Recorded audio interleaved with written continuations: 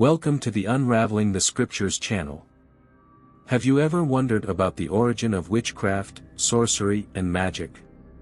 In this video, I present to you a dark and mysterious origin, little discussed by most people. Many are curious about the occult arts and the many forms of magic that exist around the world. What would be its origin, and what does the Bible say about witchcraft, magic, and sorcery? The Bible extensively addresses the subject of magic, and in this video I share the origin of this entire practice. As always, I ask our subscribers to leave a like to help spread the word and motivate us to continue bringing you more content and studies. For those who are not yet subscribed, watch until the end if the video is relevant to you, and consider subscribing to the channel so you don't miss the next videos. From ancient times, magic was considered a powerful weapon by the ancients. It was widely used and observed in various ancient nations. Virtually all ancient civilizations had their own spells, divinations, necromancy, witchcraft and sorcery, as well as a variety of other occult arts.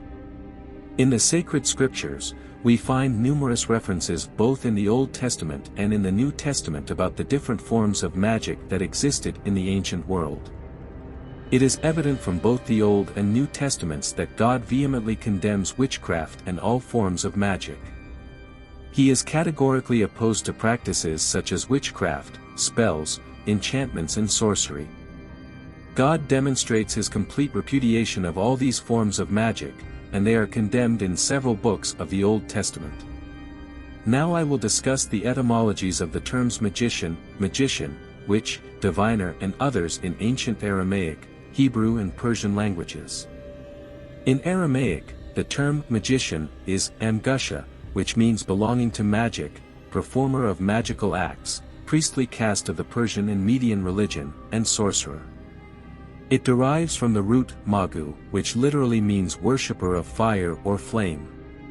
As for the term magic, it comes from the Aramaic amgushta, with the meaning of occultist, practice of occultism and invocation of evil spirits, the magical art, magism and the doctrine of magicians, worshippers of fire.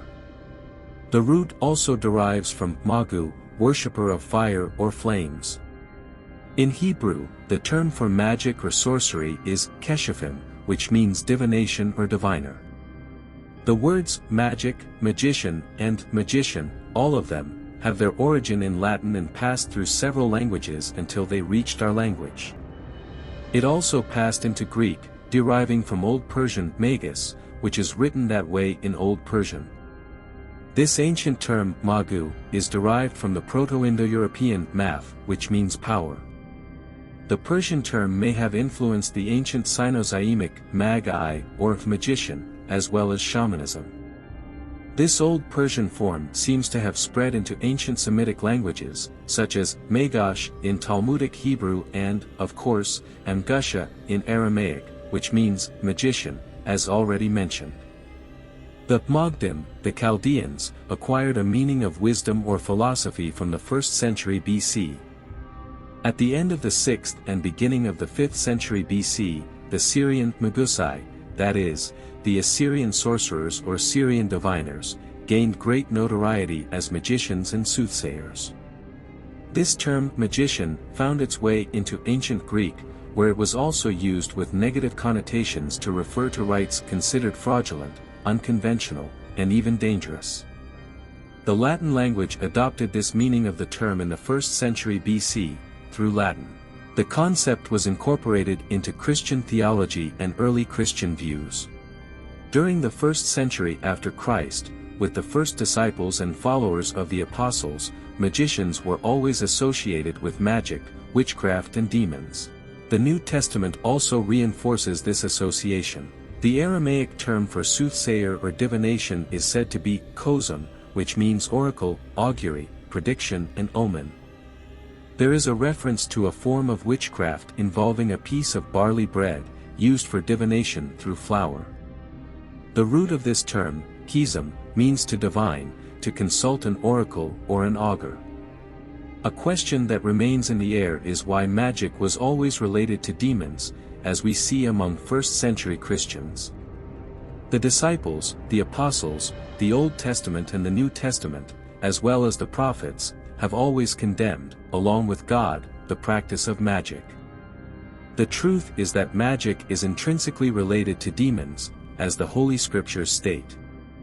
Magic, witchcraft, sorcery, necromancy, divination, cartomancy and all forms of witchcraft have their origin directly in the demons, in the fallen angels.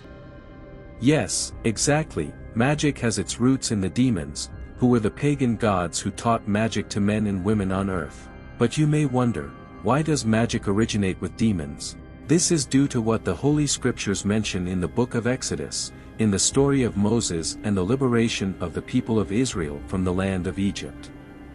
In Moses' first appearance to Pharaoh, Moses and Aaron, Moses' brother, through the power of God, turned the wooden staff into a living serpent. Likewise, the magicians, Pharaoh's sorcerers, also did the same, turning their staffs into living animals. However, the serpent of God devoured the serpents of the magicians, demonstrating the superiority of God's power over the power of demons. Despite this, it was an amazing act of witchcraft, which left everyone there impressed. The serpent of God demonstrated greater power over the magic of Pharaoh's magicians. In addition, in the sacred scriptures, we can see that when the waters of the Nile River were turned into blood, the Hebrews, the Israelites, managed to survive during those 3 days, as they had water sources with drinking water. Their water sources were unaffected by the turning to blood, only the waters of the Egyptians. However, Pharaoh's witches and sorcerers went to the fountains of the Israelites and, through magic and witchcraft, also turned the water into blood. This leads us to an interesting curiosity: the pagan gods, the gods of other peoples, such as the Egyptians, Sumerians, Persians and Greeks, in fact, according to the Bible, are demons. The Apostle Paul himself mentions this in the New Testament, saying that what the Gentiles, other peoples, sacrificed to their gods, they were actually sacrificing to demons. Paul warns that he does not want believers to become partakers with demons in these rites. It is correct to say that magic was taught by the demons themselves, by the fallen angels who were worshipped as pagan gods in antiquity by people of different countries and nationalities. This is the answer to the great question about the origin of magic.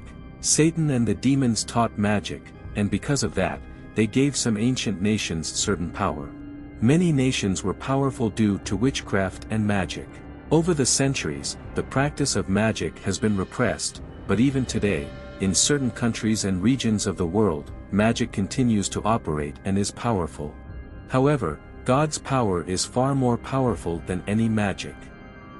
In the Old Testament, many witches were called necromancers because they consulted the dead and invoked spirits to obtain information about the future. Some verses highlight God's repudiation of witchcraft and all forms of magic. In Leviticus 19 verse 31, it is written, "Do not use mediums or seek someone who consults spirits, for you will be contaminated by them. I am the Lord, your God." In Deuteronomy 18 verses 9 to 13, we find the following: "When you enter the land that the Lord your God gives you, do not try to imitate the disgusting things that the nations there practice. Do not allow yourself to find someone among you who burns your son or daughter in sacrifice, who practices divination, or engages in magic, or makes omens, or practices sorcery, or makes incantations. Some kind of psychic or consult the dead. Whoever does these things is repugnant to the Lord, and it is because of these abominations that the Lord your God will drive those nations out of your presence. Be upright before the Lord your God." These verses evidence divine condemnation regarding the practice of sorcery, divination, magic, consulting the dead and involvement with pagan spirits. God expresses loathing for those who practice such things, and it is because of these abominations that he drove out the nations from the presence of his people. Therefore, it is emphasized that we must remain blameless before the Lord our God. In the book of Samuel, Saul's sin, in this case, was to dabble in necromancy, an ancient evil occult art that tricks people into believing they are communicating with the dead.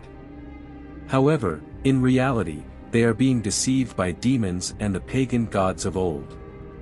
In the New Testament, we also find reports of many magicians and sorcerers, in addition to people possessed by spirits of divination and witchcraft. An example of this is the case of Paul, who in the New Testament expelled the spirit of divination that allowed a woman to predict the future. Share in the comments if you already knew this origin and leave your opinion about it. I would also like to invite you to watch one of these videos suggested for you, as I believe it is relevant to your interest. See you soon.